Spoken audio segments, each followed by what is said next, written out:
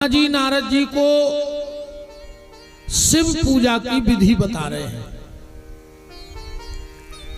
ब्रह्मा जी कह रहे हैं जो नित्य भगवान शंकर की पिंडी पर दूध चढ़ाता है उसकी वंश वृद्धि होती। जो भगवान शंकर को नित्य दही चढ़ाता है उसके सम्मान में वृद्धि होती है, उसका मान सम्मान खूब बढ़ता है। जो भगवान शंकर को घी चढ़ाता है, नित्य घी लगाए,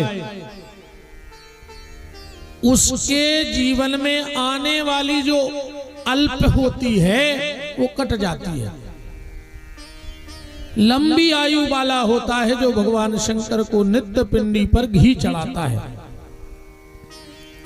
जो नित्य भगवान शंकर को शक्कर चढ़ाता है उसके व्यवहार में सरलता आती है। जिनको बड़ा क्रोध आता हो बात बात पे, वो नित्य भगवान शंकर को जल में शक्कर घोर के चढ़ाने लगो तो तुम्हारे स्वभाव में शीतलता आएगी, सहजता आएगी। जो भगवान शंकर को नित्य शहद चढ़ाता है उसके परिवार में प्रेम बढ़ने लगता है। अगर परिवार में कलह मचा है तो भगवान शंकर को शहद चढ़ाने लगो। ब्रह्मा जी पुराण में बता रहे हैं कि जो व्यक्ति भगवान शंकर को नित्य पान चढ़ाता है उसके घर में कभी किसी वस्तु की कमी नहीं आती है। पान चढ़ाने से सारी मनोकामनाएं भगवान भोलेनाथ उस जीव की पूरी कर देते हैं। घर में ऐसा लग रहा हो कि भयंकर विपत्ति आ रही है तो चने की आहुति करने लगो, घर में चना का हवन करने लगो। चना की आहुति डालने से घर की बड़े से बड़ी विपत्ति का भी नाश हो जाता है। दुश्मन भी तुम्हारे मित्र बन जाएं अगर तुम बेलपत्री का हवन करते हो तो। बेलपत्र से हवन करने पर दुश्मन भी मित्र बन जाते हैं। कमल गट्टा से हवन करने वाले के जीवन में उसे गरीबी नहीं देखनी पड़ती है।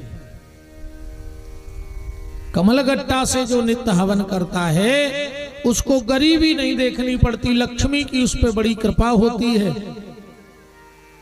दुकान बिजनेस आय कम हो रही हो तो गूगल से हवन करने लगो। गूगल से हवन करने पर व्यापार व्यक्ति का बढ़ता है।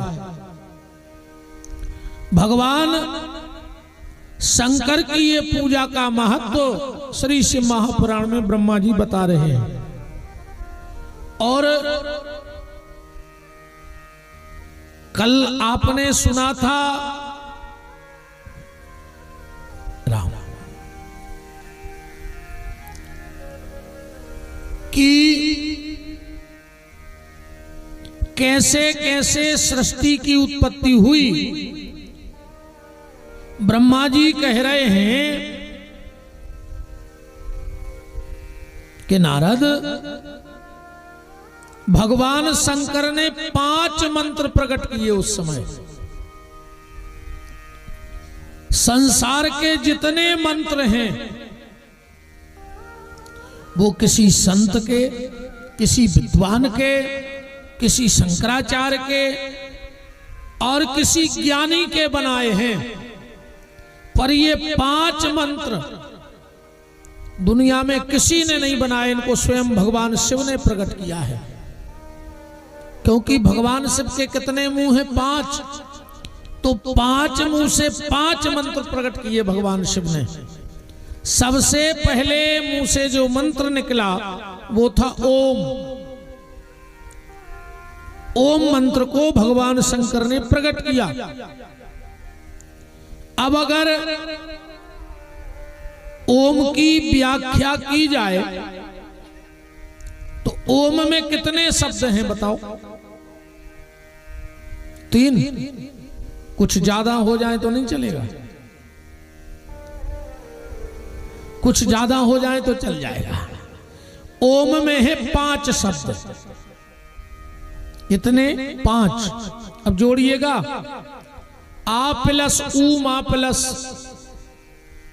3 हो गए, आ प्लस ऊ प्लस माँ प्लस अर्धाकार चंद्र और अर्धाकार चंद्र प्लस बीच में बिंदी।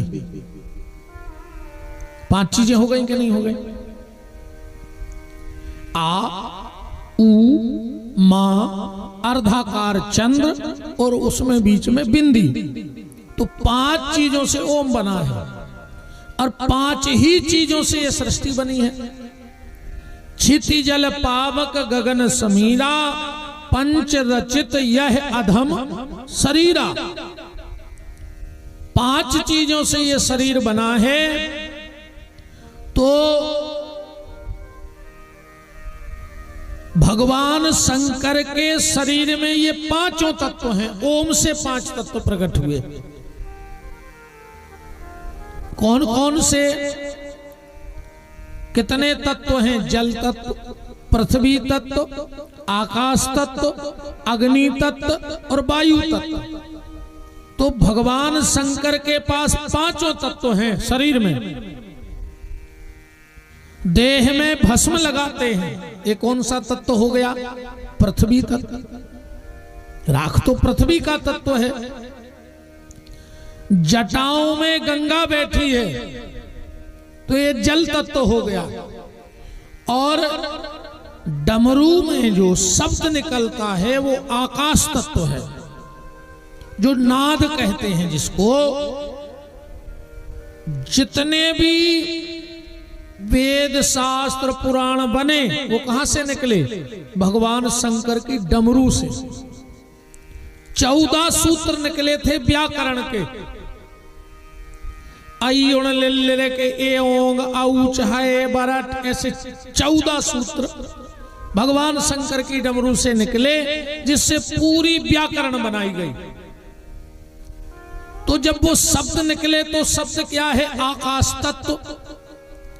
अब भगवान शंकर की तीसरी नेत्र में आग भरी है, ज्वाला, तो ये कौन सा तत्व हो गया? अग्नि तत्व। अब वायु तत्व कहां है भगवान शंकर के शरीर में? भगवान शिव के गले में सर्प पड़ा है। वो सर्प का भोजन क्या है? सर्प क्या खाता है? नहीं नहीं नहीं, ये तो शौक की चीज है। सर्प को अगर 1 साल तक भोजन ना मिले तो वो वायु से अपना पेट भर लेता है। ना पानी मिले और ना कुछ खाने को मिले तो भी वो वायु भर मिलती रहे। एक श्लोक आता है, इसको आप समझना। हे हर हार आहार सुत, विनय करत हूं तोय, अब बैरन पति के सुतन से बैग मिला दे मोय। अब इसको समझने में थोड़ा सा टाइम लगेगा, क्योंकि शब्दों का बड़ा खेल है इसमें। हे हर, हर माने शिव। हे हर हार, शंकर जी का हार क्या है? सर्प। हे हर हार आहार, सांप का आहार क्या है? वायु। हे हर हार आहार सुत, वायु पुत्र कौन है? श्री हनुमान जी है कि नहीं है? हे हर हार आहार सुत, विनय करत हूं तोय। हनुमान जी से विनय है दोहे में। और बैरन पति के सुतन से, पति की बैरन को भैया बेटा, पति की बैरन भाई के कई प्राण ले डारे घर वाले के नहीं ले। बैरन पति के सुतन से बैग मिला दे मोय, माने कैकई के पुत्र राम से मिलाने की प्रार्थना हनुमान जी से इसमें की जा रही है। तो पहला मंत्र कौन सा निकला भगवान शंकर के मुंह से? ओम। दूसरा मंत्र कौन सा निकला? ओम नमो भगवते वासुदेवाय, जिसको हम 12 अक्षर मंत्र कहते हैं। एक बात और सुन लो, ओम नमः शिवाय और नमः शिवाय एक है पंचाक्षरी मंत्र और एक है षडाक्षरी मंत्र। एक में 6 शब्द हैं, एक में 5। कितने हो गए? 6। तो जिनके इष्ट भगवान शिव हैं, जिनके इष्ट भगवान शिव हैं, अगर वो शिवाराधना करें तो उनको नमः शिवाय का जाप करना चाहिए, उनको ओम नहीं लगाना चाहिए। हाँ, जो शिव जी को ही सब कुछ मानते हैं और अगर वो जाप कर रहे हैं तो नमः शिवाय का जाप करें। और जिनके इष्ट राम हैं, कृष्ण हैं, दुर्गा हैं, और वो अगर शिव जी की आराधना करते हैं तो वो ओम नमः शिवाय का जाप करें। उनके लिए ओम लगाना बहुत जरूरी होता है। तो ये हो गया पंचाक्षरी और षडाक्षरी। फिर भगवान शंकर ने जो दूसरा मंत्र मुंह से निकाला वो था 12 अक्षर मंत्र, ओम नमो भगवते वासुदेवाय। तीसरा मंत्र जो भगवान शिव के मुंह से निकला वो था ओम भूर्भुवः स्वः तत्स। आगे आप समझ गए, पूरा पढ़ने का हमको। एम ह्रीम क्लीम चामुंडाय विच्चये नमः। 5वां जो मंत्र निकला